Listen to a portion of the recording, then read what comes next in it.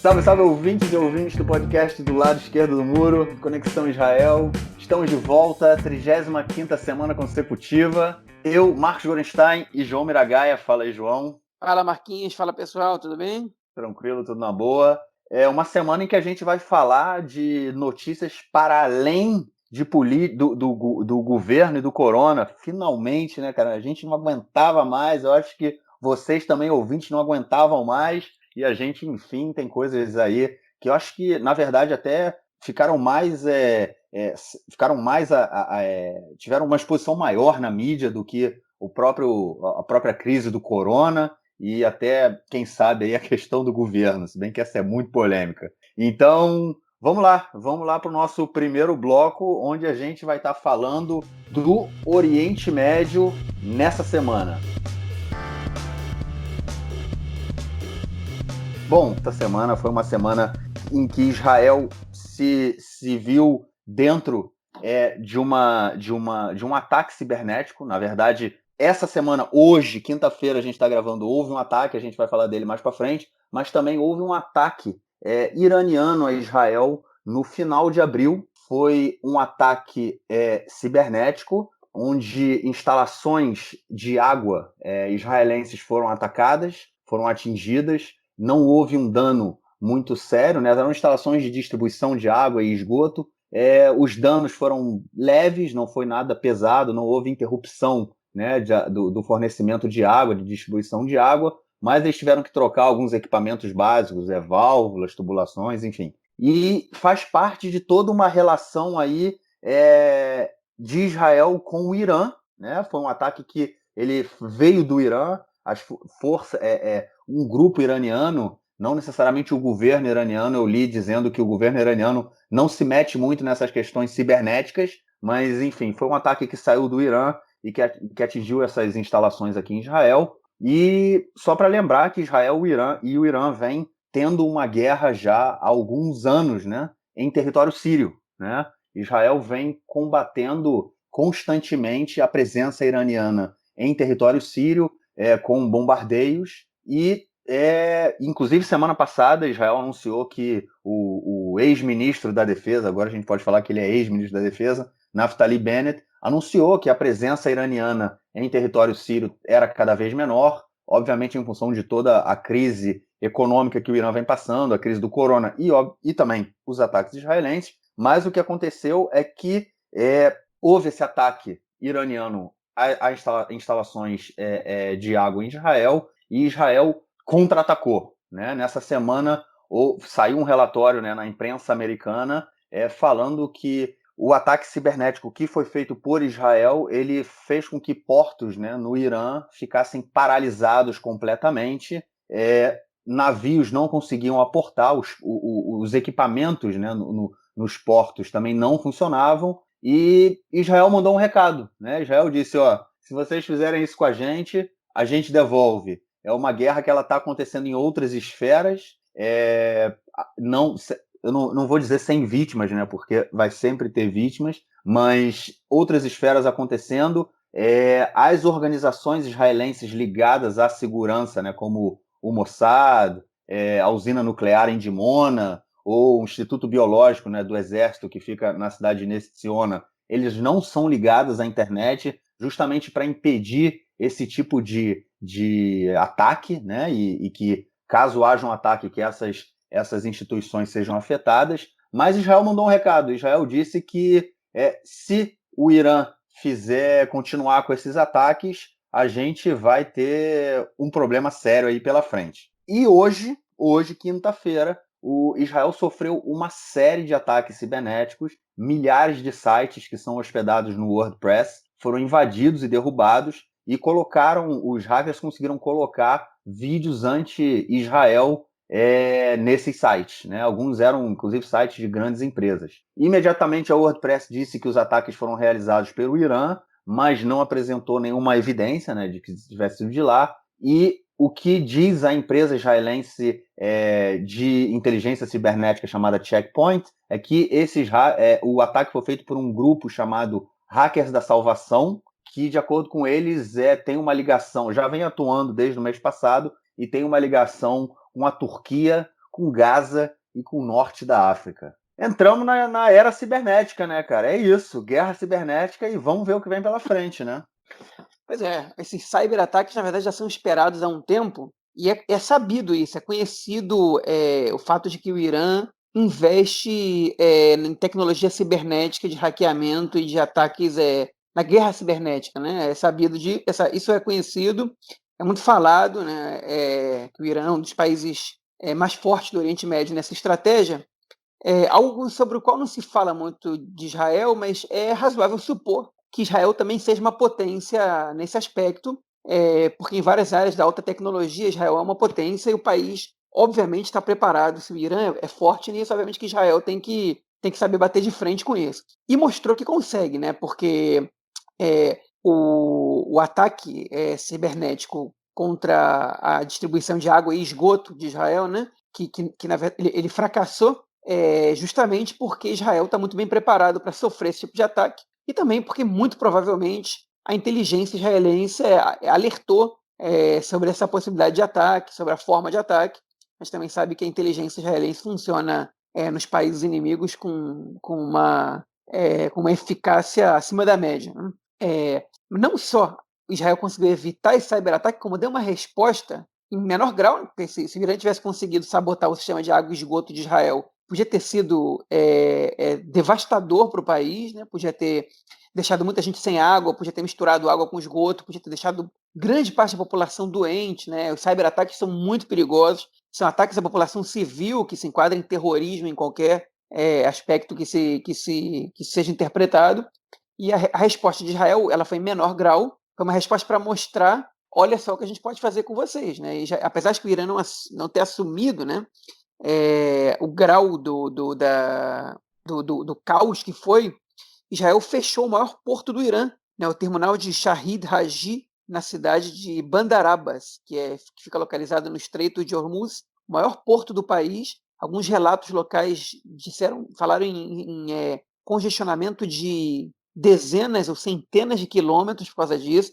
O terminal portuário deixou de funcionar praticamente, um caos total, coisa que vai demorar talvez semanas até que consigam compensar o prejuízo financeiro, todo o resto das consequências que isso pode ter dado. Foi uma resposta que, ainda que tenha sido menor do que o ataque realizado pelos hackers iranianos, é uma resposta que mostra o tamanho do poderio cibernético de Israel. E, obviamente, que o Irã não podia deixar isso por menos. E, realizando no dia de hoje, a gente está gravando na quinta-feira, dia 21 de maio, esse ataque, como você descreveu, contra diversos sites israelenses. Hoje eu conheci uma pessoa que precisava de um serviço de uma empresa e assim, ele foi avisado por telefone que vai demorar uns 3, 4 dias até que a empresa consiga regularizar o seu sistema por causa desse ataque cibernético do Irã. Ou seja, teve danos em Israel, não foram danos de quebrar a economia, nem nada disso, mas incomoda a população civil, né? E, enfim, no caso de efetivamente acontecer uma guerra militar, é interessante a gente começar a cogitar de que maneira esses cyberataques podem funcionar, né? Israel, uma curiosidade, até hoje usa em comunicação das Forças Armadas um aparelho dos anos 50 chamado MEMKUF 22. MEM e KUF são duas letras em hebraico, eu não lembro agora o que essa sigla significa, posso até procurar daqui a pouco na internet, que é um aparelho de transmissor de comunicação muito arcaico, né? Quando eu estive no exército, cada vez que eu ficava de guarda, eu tive que carregar um desses comigo. Você escuta aquele som chiado, é um rádio muito arcaico, mas que é muito difícil de ser interceptado, né? Por forças inimigas, né? Então, por causa disso, Israel usa esse tipo de mecanismo. Eu não consigo me comunicar a muitos quilômetros de distância com outras pessoas, basicamente para quem está relativamente próximo a mim. Mas, enfim, são mecanismos de você escapar desses cyberataques. E como o mundo inteiro está informatizado hoje, a gente pode esperar que as próximas guerras elas estejam, enfim, elas vão ser muito influenciadas por isso. Eu espero que os países tenham um mínimo de ética para não deixar a população civil de seus inimigos reféns ou expostas dessa maneira, né? Porque realmente, se o Irã tivesse conseguido fazer dano no sistema de água e esgoto de Israel, seria terrível, né? Para a população inteira, para a gente que está gravando aqui, por exemplo, né? Então, enfim, vamos torcer para que para que pelo menos as populações civis sejam poupadas disso. Pois é. E houve também, ainda seguindo aí nessa relação com o Irã, né, depois do ataque israelense ao sistema portuário, ontem, né, houve, na quarta-feira, o líder supremo religioso iraniano, né, o Ayatollah. Ayatollah, isso, Ali Khamenei, ele disse na sua conta do Twitter em inglês que o Irã vai apoiar qualquer grupo que se opõe e está disposto a combater o regime sionista. Ou seja, esses ataques que aconteceram hoje em Israel, eles, de acordo com a empresa de inteligência cibernética, né, israelense, ele não a empresa se chama Checkpoint, ele não foi feito pelo Irã, mas o Irã pode ter dado um apoio a esses grupos que sim realizaram esse ataque hoje a Israel. E esse Twitter do Ayatollah, ele veio logo depois de uma outra publicação também do Ayatollah, num pôster, né, com um cartoon, um desenho dizendo que a Palestina vai ser livre, né, será libertada, e que falando também de uma solução final, a resistência até um referendo, né? Mas o que chamou muito a atenção é essa questão da solução final, que foi um termo criado, né, pelos nazistas para dizendo que era a solução final para a questão judaica, que no caso era o extermínio dos judeus, né, o extermínio da população judaica na Europa durante o Holocausto. E o Ayatollah, ele usa essa expressão de solução final, fazendo diretamente, né, em relação ao Estado de Israel, o que gerou também uma série de reações, né, não só do governo israelense, não só da população israelense, mas também de judeus pelo mundo inteiro, porque não é só ligado ao Estado de Israel, há judeus que não são sionistas, que não têm relação nenhuma com o Estado, enfim, e que também se encontram aí nessa solução final, né, e sofreram com a solução final do Holocausto. Não é a primeira vez, né, João, que o Irã vem com um discurso de solução final, de exterminar e varrer Israel do mapa. Volta esse discurso e volta essa preocupação. É retórica ou a gente tem que se preparar aí para uma coisa mais séria com o Irã? O que você acha? Olha, é muito difícil opinar sobre isso, porque a gente não tem ideia assim, do que pode acontecer, né? Porque se realmente esse ataque foi feito por grupos que não estão diretamente ligados ao governo, a gente não sabe o que pode acontecer. Então, não dá para supor nada. Eu acho que a tendência é que o Irã não queira seguir nesse confronto cibernético com Israel, né? O problema é que Israel não é o Trump. Quando o Trump assassinou seletivamente o general, me fugiu o nome, Soleimani do Irã, há uns meses, né? O Irã fez um ataque aos Estados Unidos e o Trump não respondeu, né? O Irã, obviamente, divulgou que, igual dessa vez, que o número de mortos e danos tinha sido muito grande, os Estados Unidos negou, né? Da mesma maneira que o Irã minimizou o dano que Israel fez agora no porto com um ataque cibernético. Israel, é importante fazer esse parênteses, não admite esse ataque, né? Enfim, mas o Trump deixou por isso mesmo, porque o objetivo dele já tinha alcançado. Israel não é o Trump, né? Israel revida, cada vez que tem um ataque, Israel revida. E eu acho que a gente pode esperar um contra-ataque israelense a esse ataque de hoje. Vai me surpreender muito se Israel não contra-atacar. Então, eu gostaria que esse tenha sido o último lance dessa guerra cibernética, dessas batalhas cibernéticas de agora. Mas não dá para saber. Então, enfim, a gente fica nessa espera. O comentário do Khamenei, ele teve que se corrigir, né? Ele falou, quando eu digo em solução final, eu não estou falando da questão judaica, eu estou falando dos sionistas, né? Mas o uso de metáforas e de expressões nazistas pelo regime iraniano é comum, né? E a gente não surpreende e, enfim, eu não consigo, eu acho que eliminar o sionismo do mapa, né, da maneira como ele propõe, principalmente, né, não dá para dissociar de antissemitismo nem de genocídio, né? Ele diz que na futura Palestina viverão judeus que estão presentes, que viviam no país desde antes das ondas de imigração. Ou seja, praticamente todo mundo tem que ser exterminado, mandado para o mar. Então, não é claramente genocida o discurso dele, é claramente antissemita, não tem separação nenhuma entre sionismo e Israel, não tem, né, e judaísmo, não tem nada que possa ser debatido e relativizado nesse discurso dele. Mas não surpreende para nada. É realmente um discurso que não surpreende, né? Não, como eu falei, não é algo novo, né? Vindo do Irã, a gente via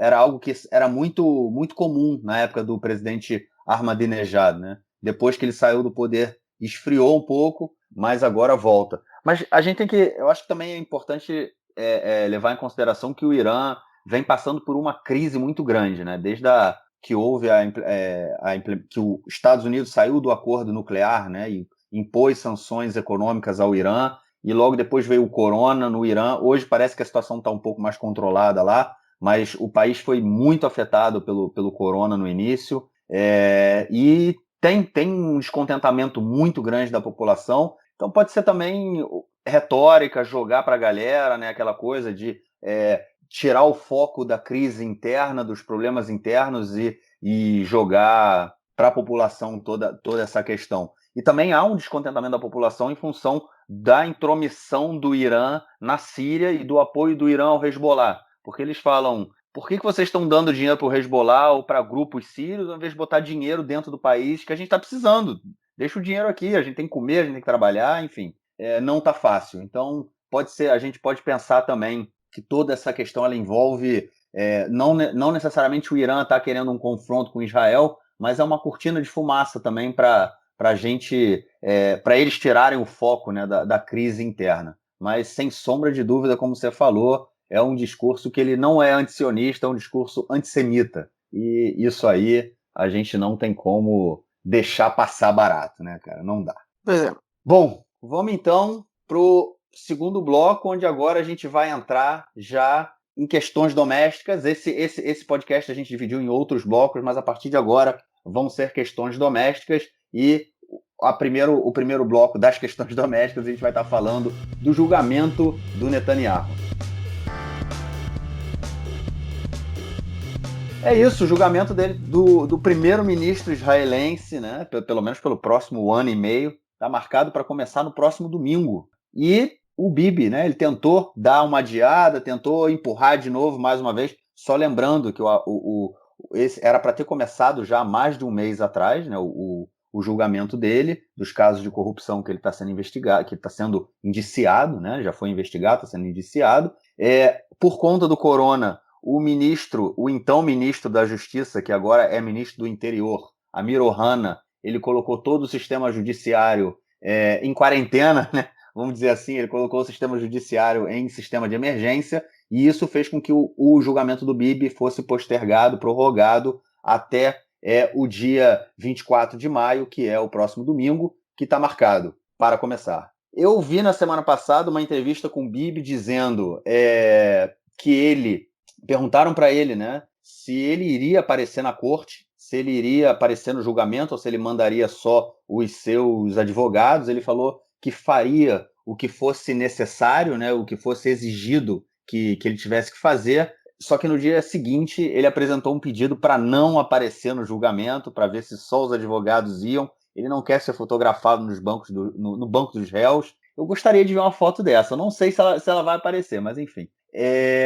Mas esse pedido foi negado, ele vai ter que aparecer no julgamento, e o julgamento vai começar, aparentemente, cara, ou ele vai conseguir dar mais uma volta aí?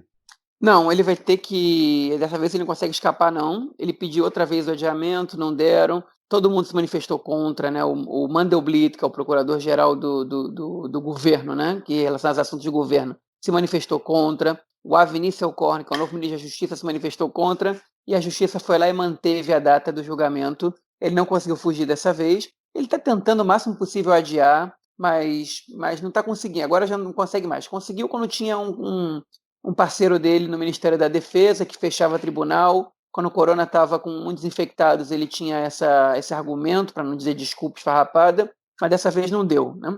Enfim, se ele realmente não teme nada, né? Como ele diz, loia klum, que é inclum, né? Não tinha nada porque não tem nada. Então ele prova isso na justiça, tá tudo bem. Mas ele foi indiciado, ele tem que responder. Ponto final. Agora, o que eu chamo a atenção para isso aí é que a gente comentou na semana passada que o Mandelblit, né, ele ele foi detonado, né, e foi, na verdade, bombardeado no seu telefone pessoal, depois de ter sido divulgado em grupos de WhatsApp da extrema-direita. Enfim, ele deu queixa na polícia, foi depor, pediu proteção e tudo mais. E uma coisa que aconteceu essa semana é que o Likud ficou em silêncio sobre isso, né? Mas o Benny Gantz, vice-primeiro-ministro, né, o Memale Makom, que é o substituto imediato, né, ele saiu em defesa do Mandelblit, disse que as pessoas podem discordar o quanto quiserem das decisões dele, mas jamais ir para a violência, e que não existe nenhuma intenção do governo, e se ele fez coro, quem fez coro a isso foi o Nisselkorn, na verdade o contrário, ele fez coro ao Nisselkorn, o ministro da Justiça, em trocar o Mandelblit agora, enquanto ele é procurador interino, e sem a sua participação na nomeação do seu substituto, ou seja, todo o processo que o Amir Ohana, que é o ex-ministro da Justiça, interino também, tinha começado a tocar para substituir o procurador sem a opinião do procurador, o que fere um costume israelense de muitos anos, né? Foi por água abaixo, porque o Nisselkorn já disse que ele não vai dar sequência a esse processo unilateral. Então, foram duas derrotas do Likud e do Netanyahu nesse aspecto, né? Uma foi o julgamento ter sido mantido e a outra foi a permanência do Mandelblit até que o seu substituto seja decidido com a sua participação também, como manda o costume, já que não existe, já que isso não é uma lei, já que não é uma lei, né? Então, enfim, duas derrotas político-jurídicas ou jurídico-políticas, não sei, que o Likud e o Netanyahu tiveram nessa semana, na semana que o governo foi empossado. Sobre isso a gente vai falar mais tarde. Sabe o que me chama muita atenção disso? É que como você falou, né, que o ministro da Justiça, o Avi Nissenkorn, ele foi contra o adiamento do Netanyahu, do julgamento do Netanyahu, e agora também ele foi contra todo o movimento que foi feito pelo antigo ministro interino da Justiça, o Amir Ohana, para a nomeação do novo procurador. Mas espera aí, o Bibi e o Avi Nissenkorn, eles são do mesmo governo, né? Eles são um governo de coalizão, não é isso? E tá jogando um contra o outro, cara? Eu não tô entendendo isso. Será que já começou a crise no governo? A gente vem falando, né, dessa questão aí do governo ter sido, de todo o acordo, né, ter sido um saco de gatos e uma coisa bem... Ninguém confia em ninguém, e a gente começa a ter exemplos, né, de como vai ser esse novo mandato. Então, vamos parar por aqui, então, já passar para o outro bloco e falar do governo, cara? Vamos, só um comentáriozinho assim, sobre o Nisselkorn. Sim. O Nisselkorn ele foi esvaziado como ministro da Justiça no acordo da coalizão. Né? Ele vai precisar agora de uma... Na verdade, o Likud tem veto, e o Netanyahu também, indicação de juízes e do novo procurador. Então, ele teve esvaziada a posição dele como ministro, ele depende do Likud, né, concordar com quem é o ministério, dependendo do caso, junto à comissão que elege essas pessoas, ele depende que o Likud concorde, que o Likud aceite isso. Então, isso é um esvaziamento muito grande do seu cargo como ministro da Justiça. Então, acho que qualquer vitória pequena que ele possa ter contra o próprio Likud, ele vai tentar. O Netanyahu sabe que o Nisselkorn não é da turma dele, né? que ele vai tocar o Ministério da Justiça para atender os interesses que não são exatamente os mesmos do Bibi.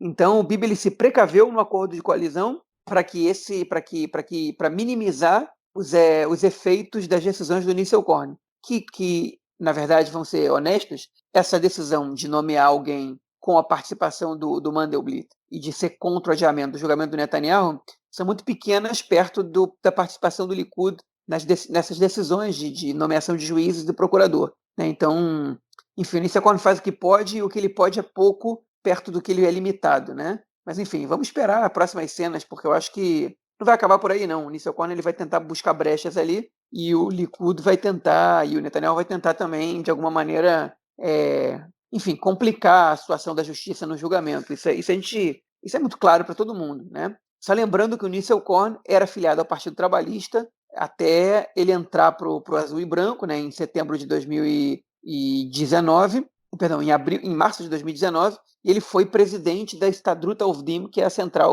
a principal central sindical de Israel. Bom, então vamos lá, já que a gente já começou a falar de política, vamos para o nosso terceiro bloco, onde a gente vai estar falando do governo israelense. É isso, né, cara? Saiu o governo, o maior governo da história do país, 35 ministros. E aí eu tenho uma questão para você, João. Eu vi aí que você colocou na internet, você recebeu um certificado. Como Ah, como foi distribuído ah, o cargo de ministro para todo mundo? Você recebeu um ministério também, botou no Facebook um certificado que você foi empossado ministro das discussões em redes sociais, é isso mesmo? eu fui nomeado, né, pelo Foi papel que eu nomeado. tenho, Mas peraí, Netanyahu. então você entrou para o governo Bibi, João? Olha, se eu ganho esse ministério, minha primeira medida, né, como eu escrevi, é silenciar o Yair Netanyahu, o filho do Netanyahu, no Twitter. Né, meu primeiro decreto como ministro. Mas, enfim, essa é uma brincadeira que surgiu nas redes sociais, que tem tanto ministério que você pode inventar um ministério e eles te produzem um diploma, um certificado de ministro nomeado pelo Netanyahu, do assunto que você quiser. Né? É um Você pode site, né? É um escrever. site. Eu É um eu site. vou colocar o site na descrição do podcast para quem quiser virar ministro do governo, do 35º governo, 30, acho que é o 35º 35º. governo. Dá É, para escrever em hebraico e em inglês o nome do ministério, o resto da folha vem em hebraico, mas enfim, você bota tá o nome todo em mundo pode cima, o ser ministério ministro. embaixo, e todo mundo pode ser ministro o que quiser. É só escolher o cargo e pode ser ministro do primeiro-ministro, se quiser. Enfim, pode ser o que quiser. Mas, pois é, a piada é essa, né? 35 ministérios, ou 36, já até perdi a conta. A gente estava aqui conversando antes, mas é que na folha que eu tenho, o Marquinhos contou 35, eu contei 34. Na verdade, são Porque tem ministro sem pasta, né? O Tsar Yaneg, ele é ministro sem pasta. Além disso, pois a Sarah Negri é ministro sem pasta e o Ariel Deri, na foto que eu tenho aqui produzida pelo iNet, né, que é pelo site iNet, ele está só com um ministério. Na verdade, ele tem dois ministérios. Ele é ministro do interior e ele tem outro ministério agora que eu me esqueci qual é. Enfim, é muito ministério, você se perde no meio disso tudo. Como a gente falou, quem não ganhou ministério é que não foi convidado para a festa, para a super festa que está acontecendo, e tem razão para ficar irritado mesmo. Mas, enfim, é uma bagunça. A gente já comentou sobre os ministérios, não mudou quase nada desde a última vez que a gente conversou. Teve uma outra mudançazinha pequena só. Mas eu destaco que foi curioso, né, que no discurso de posse, o Amir Peretz, líder do Partido Trabalhista, que é ministro da Economia e da Indústria, não confundir com o Ministério das Finanças, né, que é o ministério mais importante, ligado à questão financeira, pelo menos. O Ministério da Economia e da Indústria é um ministério do segundo escalão, um ministério importante, mas não é o Ministério das Finanças. Mas, enfim, ele assumiu o seu ministério, dizendo que os últimos governos ultraliberais criaram um capitalismo selvagem, um capitalismo porco selvagem em Israel. Essa foi a expressão que ele usou. E que agora Israel precisa de uma economia mais humana. Né? Ele foi atacado pela ala liberal do Likud, né? Pelo pessoal, pelos deputados do Likud que são de um lobby mais liberal, né? Menos conservador, mais liberal. São deputados. Eu achei que você fosse falar que são os deputados porcos liberais, cara, mas não, né? Eu vou deixar o Amir Pérez caracterizar, Porque enfim. se o pessoal se sentiu ofendido é porque a carapuça serviu, né, cara? Pode ser, pode ser. Mas se sentiram ofendidos. São deputados que não ganharam ministério, então dá para perceber que estão do número 25 para trás, né, 21 para trás pelo menos, que pertencem a um lobby interno do Likud chamado Os Liberais, né, que é um pessoal que quer que o Likud seja um partido mais democrático, mais liberal, menos conservador. Eles atacaram Amir Peretz, dizendo que ele quer voltar aos tempos do Mapai, né, que era o nome antigo do Partido Trabalhista, sobre o qual vou fazer a propaganda para o Marquinhos aí a troco de nada, né? Só porque eu achei legal mesmo, que o Marquinhos está falando sobre isso no podcast dele, nos Anais da Mediná, né? Sobre os anos que o Mapai governou o país, que foram muitos, né? O partido do Ben Gurion e tal.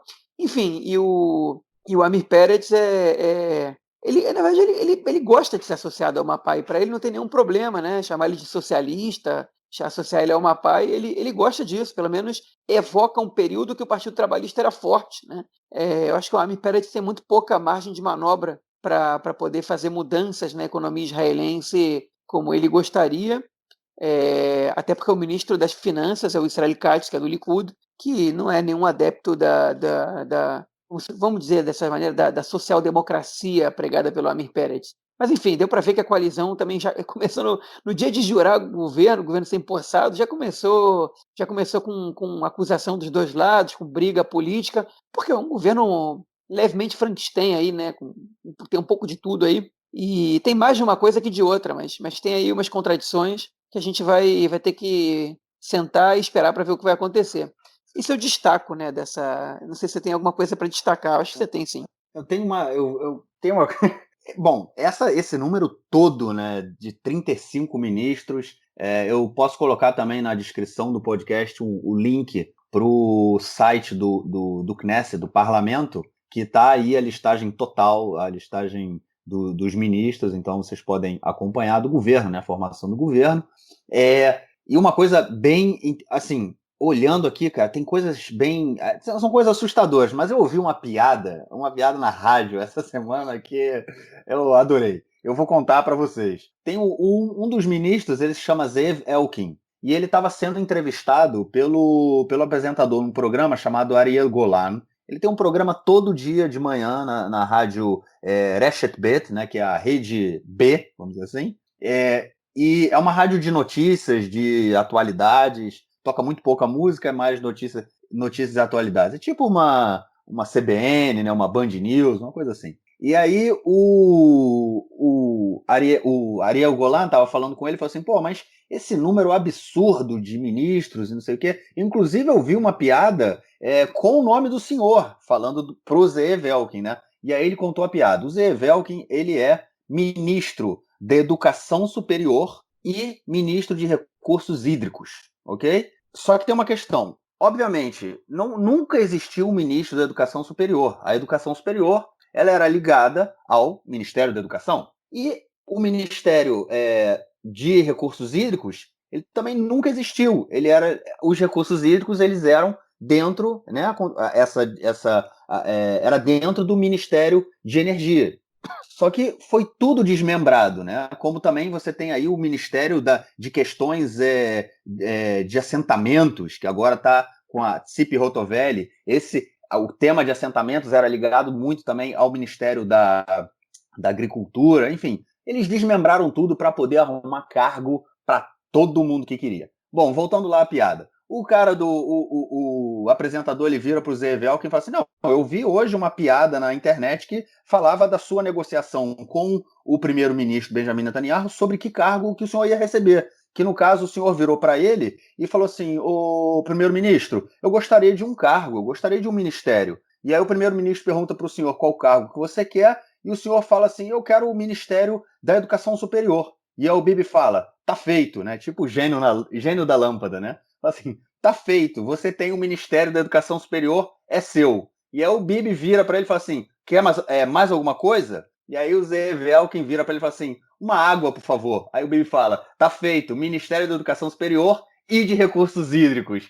Ou seja, o cara saiu distribuindo ministério aí para todo mundo. É uma bagunça sem fim, cara, um gasto absurdo com dinheiro público. A gente vai falar no próximo bloco sobre o corona e sobre a crise do corona e o governo, 35 ministérios. E quando a gente fala em ministério, a gente está falando de toda uma equipe por trás do ministro, a gente está falando de recurso, a gente está falando de um monte de coisa que não faz nenhum sentido existir. E tá tudo aí. Um governo que é chamado de União Nacional, que na verdade não é União Nacional, porque você tem a maioria do parlamento, sim, mas você tem outros setores, muitos outros partidos fora do governo, né? Não é um governo que juntou dois partidos para que eles pudessem, mais de dois partidos, mas dois partidos principais, né? Que eram o Azul e Branco e o Likud, que formaram, mas não é um governo de união nacional.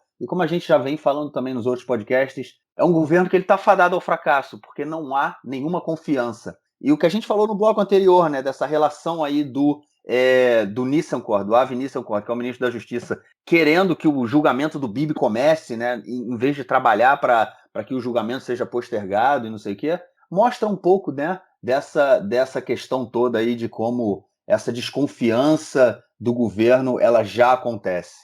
Vai ser complicado, cara. A gente tem dias aí interessantes pela frente, né, cara? Temos dias interessantes pela frente. Eu queria destacar uma coisa que aconteceu essa semana, que foi a entrevista do Benny Gantz com a Ilana Dayan, uma jornalista que super premiada, né? Nasceu na Argentina, mas, enfim, fala hebraico como se tivesse nascido aqui, e tem um dos programas mais interessantes da televisão israelense chamada Uvda, que é fato, né? E nesse programa, ela, essa semana, um dia depois do governo ser empossado, ela fez uma entrevista com o Benny Gantz, né? Ao contrário do Netanyahu, o Gantz ele ainda pelo menos aceita ser entrevistado por jornalistas, sem chegar de surpresa, nem selecionar quem são os jornalistas. Ela fez o convite, ele foi. E aqui em Israel, muito diferente do jornalismo no Brasil, e eu tenho muito respeito pelos jornalistas brasileiros, mas eu acho as entrevistas feitas por jornalistas no Brasil muito tímidas, para não dizer outra coisa. Aqui em Israel, os jornalistas eles pressionam muito os entrevistados, principalmente se forem políticos, né? Tentam colocar eles em situações contra a parede, difíceis de responderem. O que eu acho interessante, o que eu não gosto muito é quando eles interrompem muito o político falando e não deixam ele completar a resposta. E aí eu acho que a Ilana Dayan é perfeita como entrevistadora, porque ela pressiona, mas ela dá o tempo para o cara responder, né? E ela fez uma entrevista muito intensa, vamos dizer assim, com o Gantz, colocou ele contra a parede várias vezes, questionou as promessas que ele fez, colocou trechos de fala dele, né, dizendo que jamais sentaria com uma pessoa acusada pela justiça como Netanyahu, colocou vários trechos dele de contradições entre frases que ele disse e atitudes que ele tem tomado, colocou ele para escutar comentários feitos por ex-correligionários e parceiros políticos dele, como Yair Lapid e o Bugi Yalon, colocou ele para escutar comentários que o Netanyahu tinha feito sobre ele antes das eleições, e pediu para ele comentar tudo isso, perguntou se ela confia que o Netanyahu vai se eles não confiam, se Netanyahu vai se apresentar à justiça para o julgamento, e ele disse, eu acho que sim. E ela falou, você acha ou ele vai? E ele falou, eu acredito que sim. Ele não bateu o martelo, né? Ele deu umas escapadas ali, e foi muito curioso assim, nessa entrevista. Eu achei que o Gantz foi bem na entrevista, eu achei que, eu não preciso concordar com o que ele fez para achar que ele foi bem na entrevista, que ele mostrou certa coerência política quando entrevistado, ele manteve uma linha de raciocínio e de lógica que justifica os seus atos, né? Que dá lógica aos seus atos. Eu achei que ele se comportou bem, ele não gaguejou, ele respondeu bem as perguntas, e ele foi entrevistado. A entrevista foi muito difícil, né? E ele mostrou nessa entrevista, ele não fez um elogio ao Netanyahu, ele falou como se ele e o Netanyahu não fossem parceiros, mas ele foi muito cuidadoso para não responder como se ele fosse um oposicionista do governo, né? Ele mostrou, ele também foi muito cuidadoso quando lidou com os seus ex-parceiros, com o Lapid e o Yalon. Ele se mostrou ressentido pessoalmente por comentários que ele escutou, tanto deles dois como do Netanyahu, mas ele está entendendo como é que é fazer política, né? Você precisa deixar de lado o ego e precisa fazer. Ele disse: eu não esqueço, mas eu sei lidar com isso, né? Enfim, na verdade ele foi bastante coerente na entrevista, concreto e incisivo, e eu achei que ele se saiu bem num teste de fogo, né? Vamos ver agora como é que ele vai se comportar daqui para frente. Enfim, esse foi um ponto que eu achei relevante dessa semana, que a gente comente. E outra coisa que eu achei também muito importante, que a gente também fale, é que o Netanyahu realmente deixou de fora o partido Yamina, que foi parceiro do Likud, pelo menos desde 2013, né? O Naftali Bennett, a Ayelet Shaked, foram parceiros do Likud durante muitos anos, ministros, né? Ministérios importantes eles tiveram, e agora eles foram deixados de fora, e, enfim, a relação parece ter sido bastante afetada. A gente não pode deixar de imaginar que existe um dedo da Sara Netanyahu nessa separação entre o Likud e um parceiro tão natural que é o Yamina. A gente sabe que tem questões políticas que fazem com que a aproximação seja complicada, que o Yamina pediu ministérios que o tamanho deles não justifica, né? São só 6 cadeiras. A gente sabe que, enfim, a gente conhece toda essa realidade, mas a gente sabe também que o Naftali Bennett e a Ayelet Shaked, eles foram boicotados pelo Netanyahu nas internas do partido, e que a gente também sabe que a Sara Netanyahu, a gente não sabe os porquês, mas ela não gosta de nenhum deles dois. E, enfim, a gente imagina qual o tamanho do poder que tem a Sara Netanyahu, né, nas decisões que o seu marido, que o primeiro-ministro Netanyahu tem. Enfim, e fica essa a primeira oportunidade que o Bibi teve para deixar eles de fora, ele deixou eles de fora, né? E, enfim, a gente fica com essa pulga atrás da orelha, que é uma coisa que não dá para dizer que é irrelevante. A Sara Netanyahu é primeira-dama ou primeira-ministra, cara? Boa pergunta. Mas você viu o bolo que ela fez, o cheesecake que ela fez, cara? Você viu isso? Não viu, eu tô por fora dessa Tá por situação. fora? Não? Foi Mas na essa, época, na última, qual foi a festa? Foi a festa que teve recentemente. Ih, rapaz, me fugiu a cabeça agora. Mas enfim, ela foi fazer um bolo, ela fez no Instagram, se eu não me engano, ela fez um vídeo mostrando como ela fazia um cheesecake tradicional, que ela falou da família Netanyahu, e foi um vexame, cara. Todo mundo comentava sobre isso, saiu na televisão, uma coisa que o cheesecake não ia dar certo, e ninguém viu o Netanyahu comendo, cara, o cheesecake dela. Inclusive aquele programa Eretz Nehederet, eles sacanearam pra caramba, cara, a Sarah e o cheesecake. Muito engraçado, cara, mas enfim. eles nunca são vistos de mãos dadas, nem se abraçando, nem com nenhum carinho entre os dois. É uma coisa meio estranha É. essa relação Mas, dos dois mas, mas já pública. rolou uns beijinhos um beijinho ao vivo, assim, tipo, quando É. ele ganhou as últimas eleições, ela aparece no palco, assim, com aquele sorriso dela, deu um beijinho, assim, tipo um selinho, né, um estalinho, mas uma coisa muito envergonhada, sei lá, uma coisa. É meio estranha, realmente a relação. Há vários boatos, né, que correm aí sobre a relação deles de ela ter provas contra ele e é por isso que eles estão juntos até hoje. Enfim, são boatos, né? Não vou entrar em boato. Eu Mas não se eu sei, fosse o mas Guy, eu vi um comentário do Raviv Drucker, que é um jornalista do Haaretz essa semana, que ele disse que o Netanyahu ele não tem, ele apaga a memória pessoal e institucional dele por qualquer acordo político. Ele não liga para o que já falaram contra ele ou para o que já aconteceu. Ele pode fazer as pazes e negociar politicamente com qualquer um, mesmo que já tenha sido o pior algoz dele no passado. Ele não tem nenhum problema com isso, né? Politicamente ele é capaz de tudo para que as coisas continuem do jeito que ele quer. O contrário disso é a Sara Netanyahu. Ela tem memória de tudo, ela não esquece nada e que ela recompensa bem as pessoas que bajulam ela e que não se voltam contra o Netanyahu. Então isso explica porque alguns membros do Likud não são nunca compensados, né, ou não são nunca premiados pelo Netanyahu, não só do Likud, e como outros sempre são. Né, e segundo o Raviv Drucker, esse Ministério da Segurança Interior dada para o Amir Ohana também tem a ver com a gratidão da Sara Netanyahu a tudo que o Amir Ohana fez. Enfim, a gente tem que escutar essas pessoas que estão próximas dos políticos, porque alguma coisa eles sabem, né? com certeza.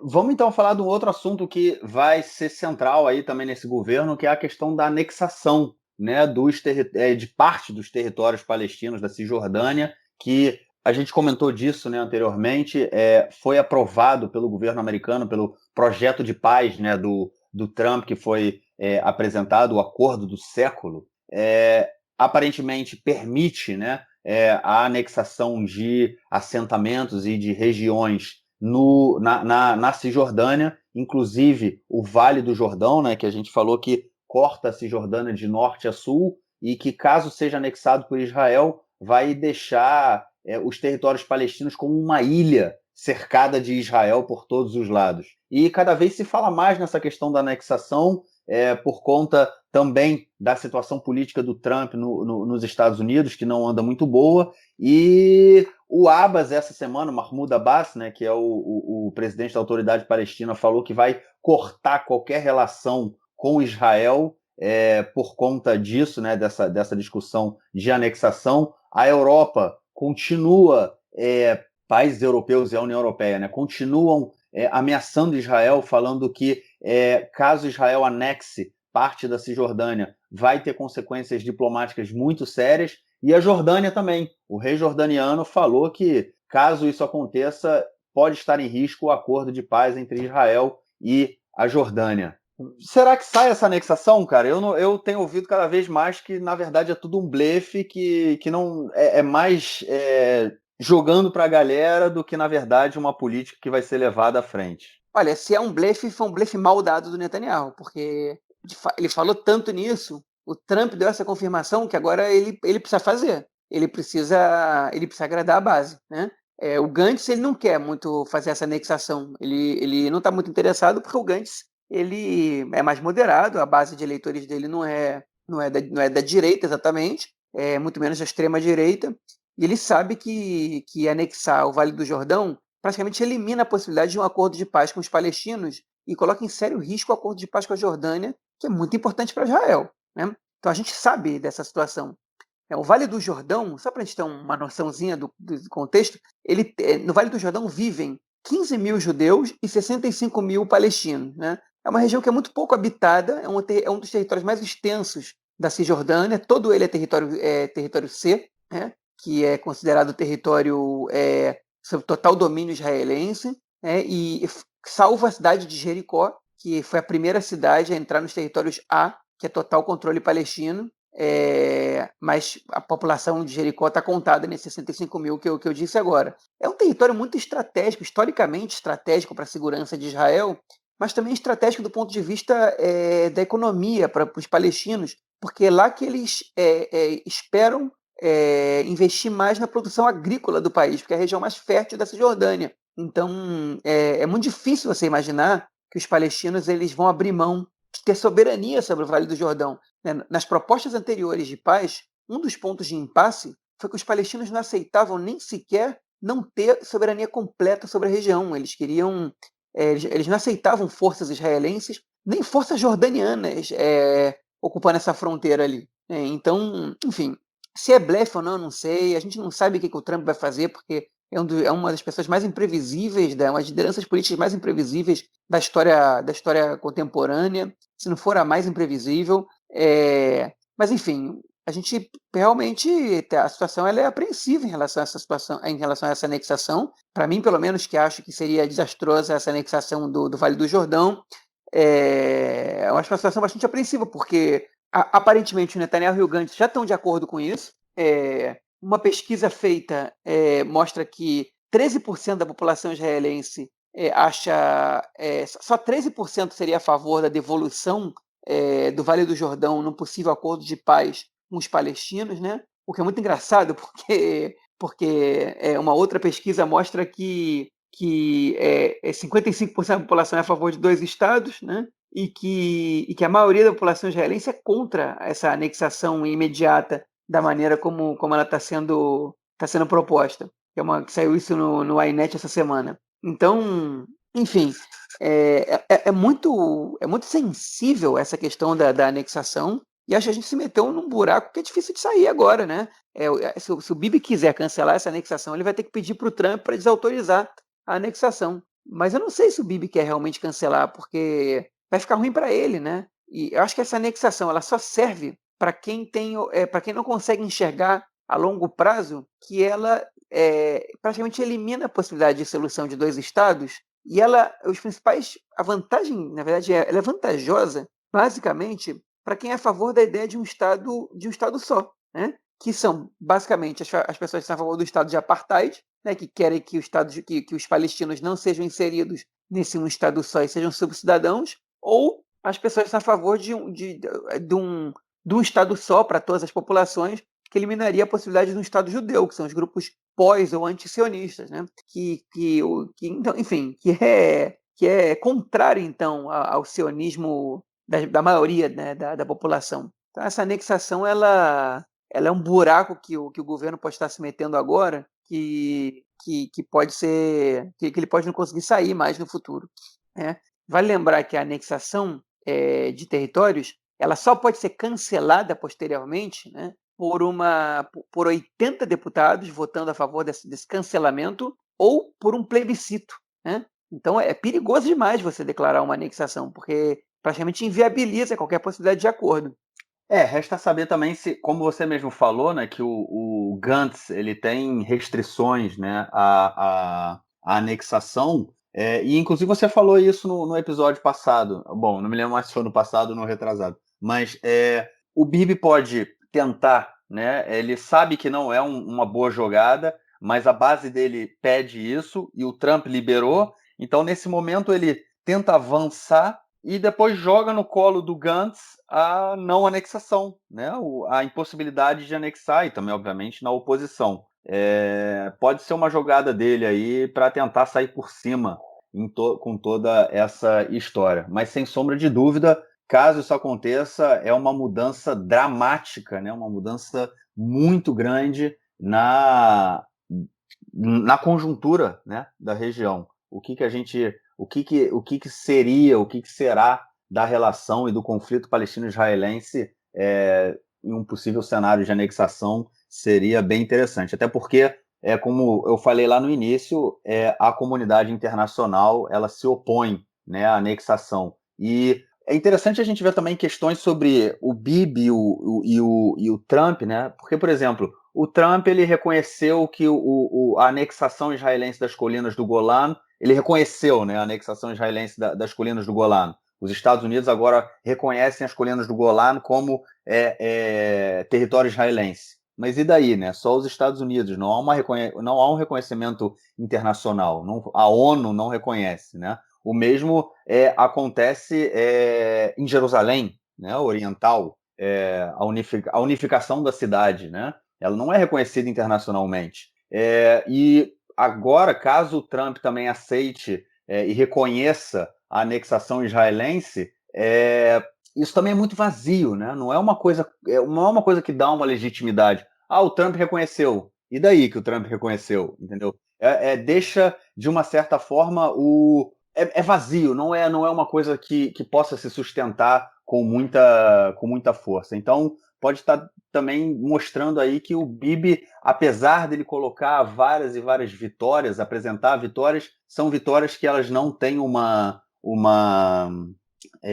importância tão grande em termos internacionais, porque o mundo não reconhece, apesar do Trump reconhecer. Eu acho que fica bem claro isso. E só um comentário que eu falei agora sobre Jerusalém, a gente não comentou. Hoje é o dia de Jerusalém, né? O que é o dia de Jerusalém? É o dia em que Israel comemora a unificação da cidade depois da Guerra dos 6 Dias. A guerra aconteceu no início de junho de 67, só que de acordo com a data judaica, né? Ela é feita ela seria hoje, no caso, né? Eu não sei dizer qual é a data judaica hoje, na verdade, eu posso procurar aqui rapidinho, mas enfim, hoje, há 67 para 2020, há 52 anos atrás, é isso? 53 anos atrás, Jerusalém foi unificada e geralmente acontece todo ano uma marcha em Jerusalém, uma manifestação, uma passeata, uma festa que é violenta.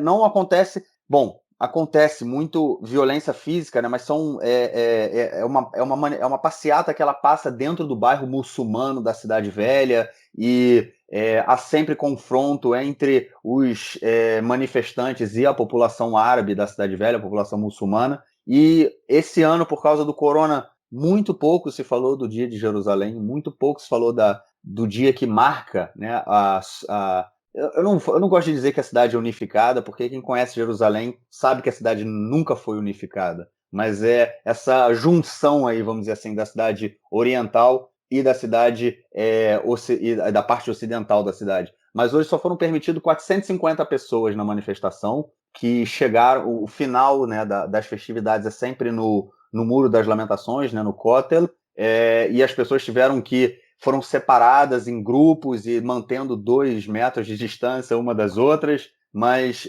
foi mais tranquilo do que nos anos anteriores. Mas é interessante a gente colocar aí que hoje é o dia de Jerusalém um tanto quanto atípico. É isso ou algo mais para a gente comentar nesse bloco, cara? É isso. É isso. Vamos então para o nosso quarto bloco. Ficou cheio de bloco esse programa hoje. Nosso quarto bloco é que a gente vai estar falando do corona, né? Da saída do corona aqui em Israel. Bom, os números super atualizados, de acordo aqui com o Ministério da Saúde, a gente tem hoje... Espera aí, deixa eu só abrir aqui no aplicativo a mensagem que eu recebo do Ministério da Saúde. Aqui, está aberto. Hoje foram cerca de 13 pessoas que foram detectadas, testaram positivo para o corona. A gente tem em Israel o total, né, de pessoas que foram infectadas, 16.683, só que nesse momento tem 2.680 pessoas com corona ainda. O resto, a grande maioria, imensa maioria, obviamente foi curada, são até agora 279 mortes. O país está se abrindo, as atividades estão voltando a todo vapor, as pessoas estão esquecendo que até 2 semanas atrás a gente estava em quarentena, cada vez menos pessoas usando máscara nas ruas, o sistema educacional voltou a funcionar completamente e os restaurantes vão começar a funcionar, bares e restaurantes e discotecas vão começar a funcionar a partir de quarta-feira da semana que vem. Estão pensando também como fazer com que hotéis funcionem. Na verdade, os hotéis vão poder reabrir, mas também, principalmente nos refeitórios, né, vão ter algumas restrições de higiene e tudo mais. Mas o país está se abrindo. E no momento que o país se abre, a gente também passa a ter volta, né, a ter algum contágio. O contágio continua muito baixo, né? A gente essa semana eu não sei os números certos, mas a gente não chegou nem a uma média de 20 pessoas contaminadas por dia testando positivo, ou seja, a gente tem cerca de 100, 120 contágios por semana aqui em Israel, que é muito, muito, muito baixo. Ainda bem, isso é fruto de 2 meses, né, de quarentena, todo mundo dentro de casa, e óbvio que quando a gente volta a ter o contágio aumenta, isso é esperado, isso todo mundo entende, não é nada que as pessoas entrem em pânico, e há um controle sobre o vírus hoje aqui em Israel. Porém, nessa semana, tipo um colégio, né, em Rehovot, né, na cidade de Rehovot, e uma outra creche na cidade de Ness Ziona, uma professora e uma professora da creche testaram positivo para o corona, então todos os alunos e os pais dos alunos tiveram que entrar em isolamento por 2 semanas novamente, e é isso que a gente tem visto, né? Alguns casos em que as pessoas têm que entrar em isolamento. E é isso, estamos saindo aí dessa crise, né? Vamos ver do que se fala muito da próxima onda, né? Da segunda onda, chegando aí daqui a 1 mês e meio, 2 meses, e vamos esperar para ver se isso vem. Pois eu acho difícil não vir, mas tomara que não, né? A gente sempre torce para não vir, mas é pouco provável que o país reabrindo que não tenha. Ontem o Netanyahu autorizou a abertura de sinagogas, depois de receber muita pressão dos partidos ortodoxos que compõem o governo, e a tendência agora, parece que hoje anunciaram que a partir de semana que vem vão ser abertos salas de aula e lugares fechados para receber até 50 pessoas. Então, as coisas estão cada vez mais. O país está cada vez mais aberto para as pessoas saírem na rua. É raro que a gente encontre alguém andando de máscara na rua, ainda que seja obrigado pela lei. Eu ando de máscara, cara. Eu ando de máscara o tempo todo na rua. Eu também, eu sinto que eu sou o único que estou fazendo É o isso. Essa fryer, semana, né? É o tradicional fryer, né, cara?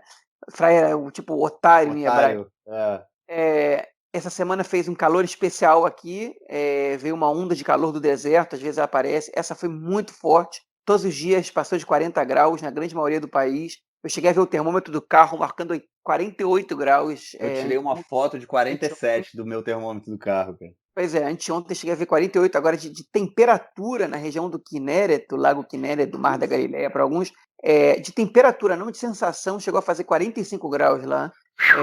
A sensação deve ter passado dos 50, e andar de máscara não é fácil, né, nessa temperatura aí. E realmente as pessoas estavam abrindo mão de andar de máscara, já estão totalmente. A temperatura vai cair a partir de sexta-feira, né, 22 de maio. Quando você escutar esse podcast, provavelmente já vai ter caído, vai até chover, coisa que é rara nessa época do ano que a gente está. Mas, enfim, essa é a nova situação. As sinagogas vão abrir, as pessoas estão andando sem máscara, as praias abriram oficialmente, né? Elas nunca tiveram fechadas de fato, mas elas têm permissão para receber pessoas desde a quarta-feira, dia 20. É porque voltou também. É porque voltou também o trabalho dos. Como é que chama? Do Metzilo? Como é que chama isso? Salva-vida. Isso. Não é isso, não. A questão da praia fechada e da praia de alguns parques é porque as prefeituras e o Estado não chegaram decisão, né, de quem é o responsável por administrar esses lugares públicos. Então, enquanto eles não tinham essa decisão, ninguém podia mandar autoridades para fechar esses lugares. Então estava proibido, mas mas não estava decidido quem tinha que fechar o lugar. Então, na prática, eles estavam abertos, né? Então, um ou outro lugar, alguns surfistas foram presos, como a gente chegou até a comentar aqui, mas eu passei sábado próximo da Marina de Herzliya, que é uma cidade que está ao norte de Tel Aviv, e a praia de Herzliya estava lotada, o estacionamento da praia estava todo ocupado. Enfim, as pessoas já estavam indo à praia antes da permissão ser concedida, e agora concedida, e essa quarta-feira, dia 20, as praias foram oficialmente abertas, né? Então já está liberado ir para a praia, já está liberado ir para alguns parques, né? Parece, salvo pelos restaurantes estarem fechados, por algumas poucas pessoas estarem usando máscara, pelo transporte público estar limitado, praticamente não se nota que o país, até 3 semanas atrás, estava sob um fechamento rígido, rigoroso, né? Então, acho que o verão aqui em Israel vai ser bastante tranquilo, pelo menos nesse início. Ontem, né, na quarta-feira, dia 20, o número de pessoas contagiadas chegou a 8, né, em 24 horas. É um número muito baixo. Chegou a ter no intervalo de tempo entre tal hora e tal hora da terça-feira, né, entre segunda e terça, 0 contagiados, né? 24 horas sem nenhum novo contagiado, oficialmente pelo menos. Enfim, o país está vivendo uma situação um pouco ilusória de que o vírus foi embora. A gente sabe que ele não foi, a gente espera que ele não volte com força. Enfim, vamos ver se a gente vai poder confiar no governo agora, nessa abertura que estão fazendo. Eu torço muito para que a gente tenha uma resposta positiva, de que a vacina seja descoberta, seja produzida antes da segunda onda, né? Vamos torcer para que isso aconteça. Se não, o que vai acontecer é que a gente vai ter que se fechar de novo daqui a algum tempinho. Paciência. Eu tenho algumas empresas aéreas também que vão começar a operar aqui para Israel novamente, trazer turistas. Tá se formando um bloco de países que são países, na verdade, que eles estão com um contágio muito baixo e esses países vão começar a liberar os voos entre eles, né? Eu não sei dizer ao certo, se não me engano, é a Áustria, tem também a Nova Zelândia, se eu não me engano. Eu não vou ficar falando aqui porque eu não me lembro ao certo o nome dos países. Mas é isso. Israel chegou a negociar com Chipre e Grécia. Chipre e Grécia também, é verdade. Até porque são vizinhos, né? São próximos. E o Chipre e a Grécia, eles precisam muito de turismo. A economia desses dois países depende muito do turismo. E Israel manda muitos turistas para esses dois países no verão. Isso. Então, está sendo negociado isso entre os 3 países. Enfim, talvez outros países entrem nessa negociação também.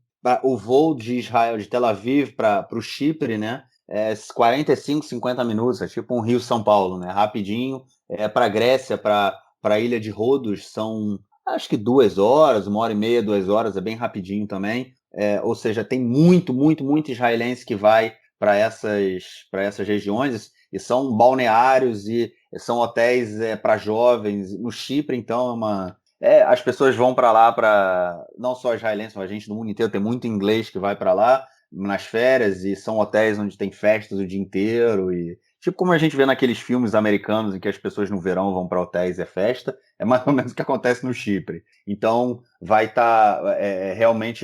vai voltar a ter uma atividade turística entre Israel e esses países.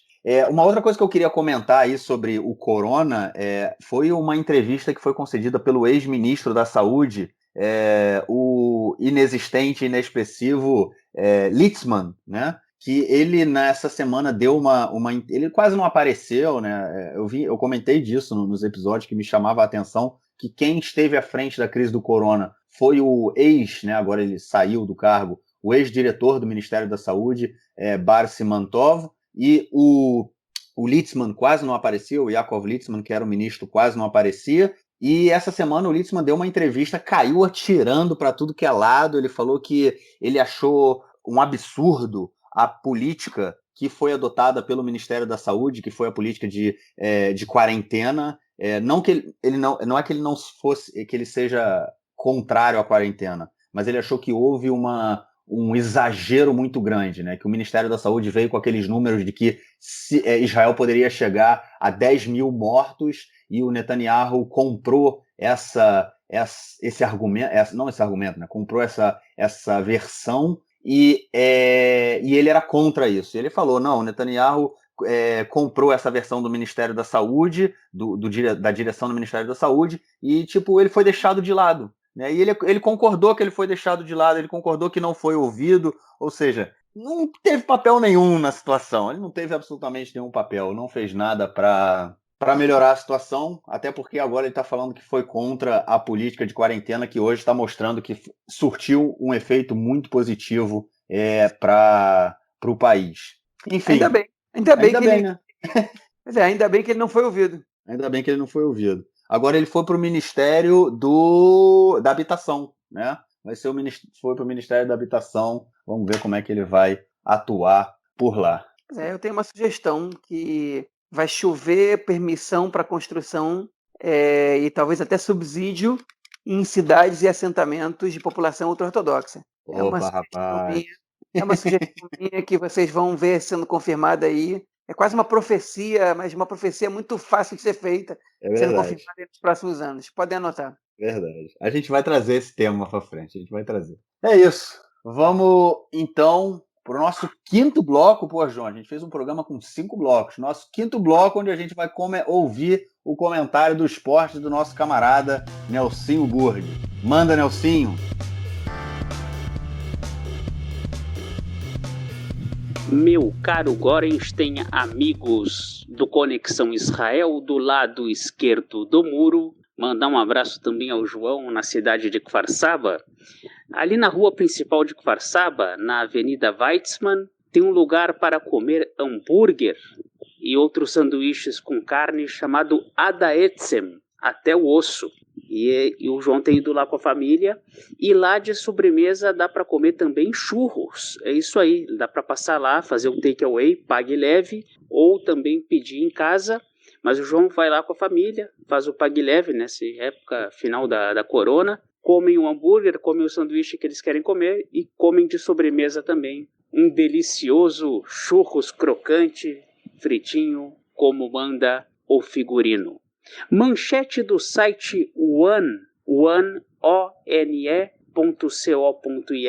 aqui de Israel, faz a seguinte previsão e dá a seguinte manchete: silêncio nas arquibancadas e fogo no gramado, ou seja, os jogos não terão torcida, mas dentro de campo a fase final do campeonato israelense e o playoff final do campeonato israelense, tanto o playoff de quem tenta o título como o playoff de quem vai lutar para não cair, vai pegar fogo com certeza nos dois playoffs. Pela previsão do site One, o Maccabi Tel Aviv é o favoritaço para conquistar o bicampeonato. O Hapoel Beersheva vai cair de produção em relação aos últimos anos, quando foi tricampeão e teve um vice-campeonato. E, segundo a previsão também do site One, o Hapoel Ra'anana tem tudo para cair de liga. Essa é a previsão do site One. Em futebol, em especial, ninguém ganha de véspera. Esse é o lado bom do futebol. Nem sempre o melhor time vai ganhar. No futebol, nós temos a história da caixinha de surpresas.